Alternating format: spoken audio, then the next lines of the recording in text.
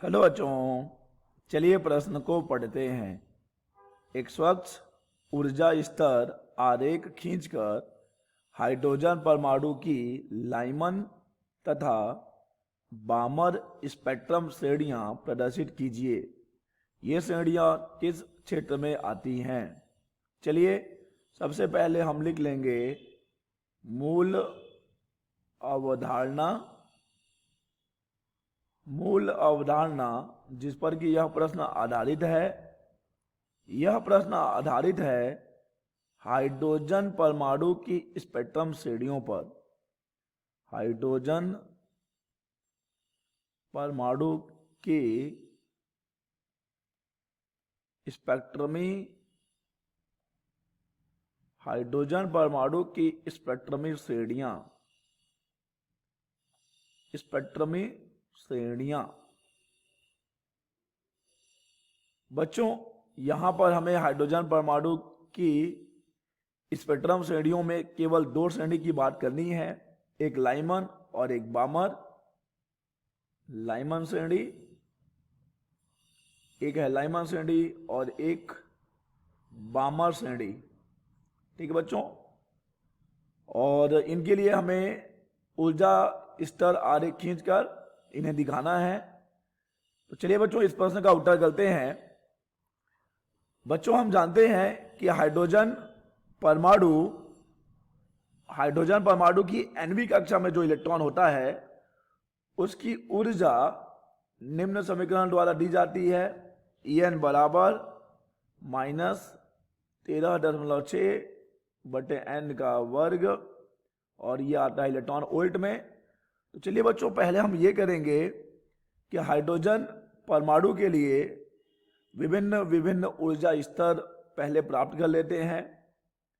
अगर हम n बराबर 1 रखें तो हमें मिल जाएगी निम्नतम ऊर्जा अवस्था, ये आती है -13.6 इलेक्ट्रॉन वोल्ट। n बराबर जब हम 2 रखेंगे तो हमें मिलेगी E2 बराबर -3.4 इलेक्ट्रॉन वोल्ट।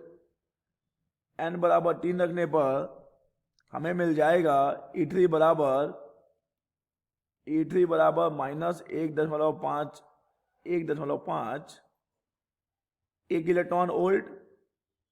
n बराबर 4 रखने पे हमें मिल जाएगा E4 यानी E4 बराबर -0.85 इलेक्ट्रॉन वोल्ट।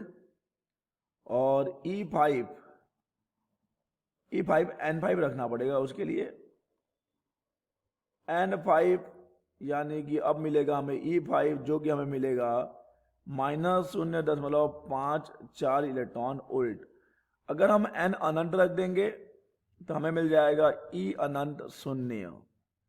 चलिए इसे एक ऊर्जा स्तर आरेख बना लें। इसका एक देखिए बच्चों, ये है हाइड्रोजन परमाणु के लिए ऊर्जा स्तर आरेख। n बराबर 1 जो कि है निम्नतम अवस्था, E1 बराबर -13.60 इलेक्ट्रॉन वोल्ट। n2 के लिए -3.40 इलेक्ट्रॉन वोल्ट। n3 के लिए E3 बराबर -1.51 इलेक्ट्रॉन वोल्ट। n4 बराबर n बराबर 4 के लिए E4 बराबर -0.85 इलेक्ट्रॉन वोल्ट। वैसे ही हम इसके ऊर्जा स्तर प्राप्त कर सकते हैं, जिसे कि हमने यहां पर एक आरेख की सहायता से बनाया है बच्चों। ये है बच्चों निम्नतम अवस्था और ये है उत्तेजित अवस्था। चलिए अब हम बात कर लेते हैं लाइमन श्रेणी और बामर स्पेक्ट्रम श्रेणी की। पहले हम बात करेंगे लाइमन स्पेक्ट्रम श्रेणी की। लाइमन श्रेणी की बच्चों, अगर हम स्पेक्ट्रमी रेखा के तरंग दैर्घ्य का सूत्र देखें तो तरंग दैर्घ्य का सूत्र होता है 1/λ बराबर r 1/n 1 का वर्ग माइनस 1/n 2 का वर्ग। 1/n1 का वर्ग माइनस 1/n2 का वर्ग।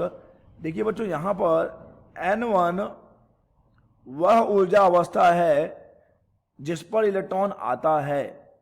देखिए समझते हैं, मान लीजिए दो ऊर्जा स्तर है, इसे हम कहेंगे N1 और इसे हम कहेंगे N2। N2 उच्च ऊर्जा स्तर है और N1 निम्न ऊर्जा स्तर है, इलेक्ट्रॉन अगर इस ऊर्जा स्तर पर है अर्थात उच्च ऊर्जा स्तर पर है तो वहां से वो जंप कर कूद कर आएगा N1 पर।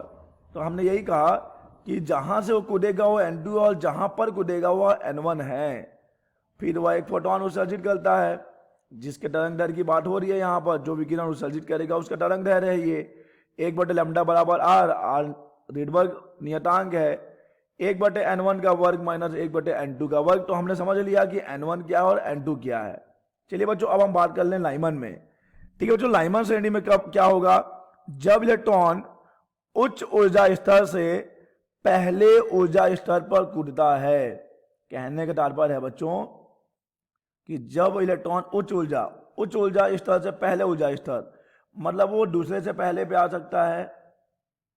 ठीक है बच्चों, या हो सकता है कि वो तीसरे से पहले पे आ रहा हो, या कि हो सकता है बच्चों कि वो चौथे से पहले पे आ रहा हो, या फिर हो सकता है बच्चों वो पांचवें से पहले पे आ रहा हो, या फिर हो सकता है बच्चों कि वैसे ही हम आगे जाते जाएंगे तो हो सकता है कि वो अनंत, हम कुछ भी लिख सकते हैं यहाँ पे अनंत।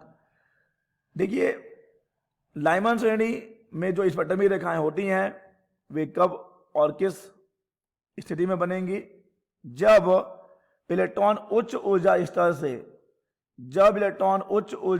से पहले ऊर्जा स्तर पर कूदता है। यानी कि इस स्थिति में N1 बराबर 1 होता है और N2 का मान आप 2, 3, 4, 5 ऐसे ही आगे लिख सकते हैं।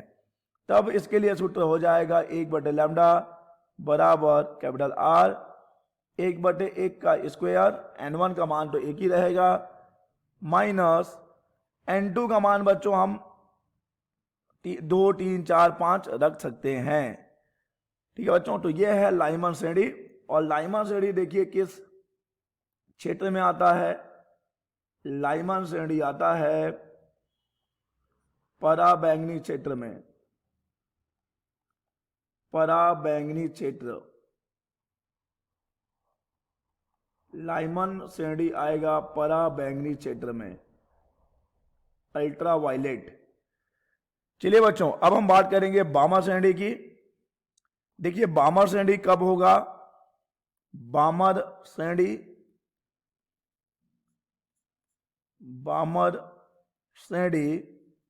जब इलेक्ट्रॉन उच्च ऊर्जा स्तर से दूसरे ऊर्जा स्तर में कूदते हैं।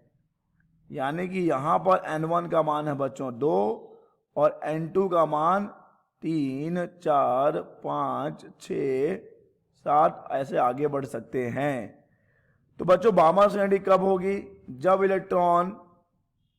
इलेक्ट्रॉन उच्च ऊर्जा स्तर से दूसरे ऊर्जा स्तर पर आएंगे, यानी तीसरे से पहले पर, या फिर चौथे से पहले पर, या फिर पांचवें से पहले पर, या फिर छठवें से पहले पर। ऐसे ही हम कहां तक जा सकते हैं बच्चों, हम जा सकते हैं अनंत तक।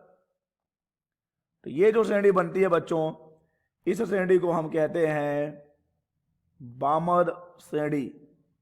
ये कौन सी श्रेणी है बच्चों, ये है बामर श्रेणी। बामर श्रेणी, और ये आता है दृश्य प्रकाश में। दृश्य प्रकाश क्षेत्र जो है बच्चों, तो केवल लिख देते हैं ये आएगा दृश्य क्षेत्र में आएगा, जो विजिबल लाइट है दृश्य क्षेत्र में आएगा।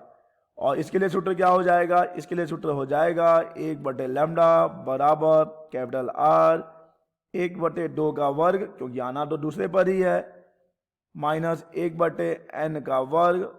और यहाँ पे n का मान क्या होगा बच्चों 3, 4, 5, 6 और ऐसे ही हम आगे बढ़ेंगे। तो ये है बच्चों बामर श्रेणी और ये रहा लाइमन श्रेणी। और दोनों के लिए हमने आरेख प्रदर्शित किया है, लाइमन श्रेणी जो कि पराबैंगनी क्षेत्र में आएगा, बामर श्रेणी जो कि दृश्य क्षेत्र में आएगा। आशा करते हैं बच्चों आपको यह प्रश्न समझ आया होगा। धन्यवाद।